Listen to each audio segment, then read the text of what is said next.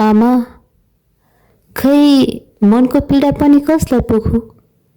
9 महिना पेटमा राखेर केही नभएको शरीर घाउ बनाएर एकछिन धड्कन नै रोकेर पाएको सन्तान न हो।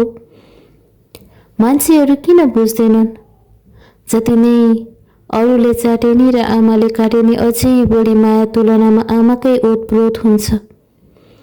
तर हिजोआज आफ्नाको मुखबाट सुन्दा सुन्दा मलाई थकित बनाएका शब्द, छोरीको नाक तान्दैन चुच्चो हुन्छ, टाउको मिलाइदैन गोलो हुन्छ, कान मिलाइदैन राम्रो हुन्छ, छोरीलाई यो गरेन त्यो गरेन, यो बिगार्यो त्यो बिगार्यो, त्यो सब मिलाउने काम भगवानको होइन आमाको हो, सब बिगारिस रे। यो शब्द दिनमा कैयौं चोटि सुन्न पर्दछ। त्यसैले आजभोलि मलाई कसैसँग बोल्न मन लाग्दैन। अरू त अरू आफ्नो श्रीमानको फोन आउँदा पनि मन भारी हुन्छ, किनकि अरूले जस्तै उहाँले बोल्ने शब्द पनि यस्तै यस्तै हुन्छ। श्रीमानले सम्म माया त के दयाले पनि यो भन्दैन तिमीलाई कस्तो छ?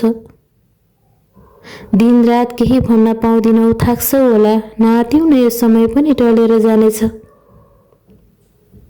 आफ्नो ख्याल गर न।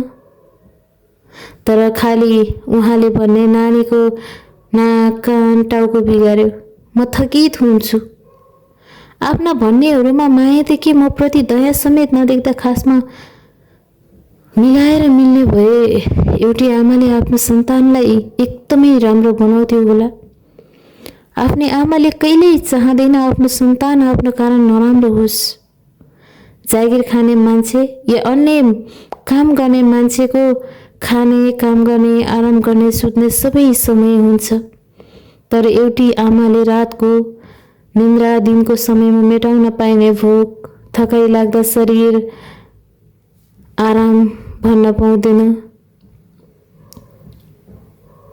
आखिर किन बुझ्दैनन् मान्छेहरू? मलाई त अब त यस्तो लाग्छ यही छोरी टिपेर टाढा कतै जाउँ, जहाँ कसैसँग सम्पर्कमा आउन नपरोस्।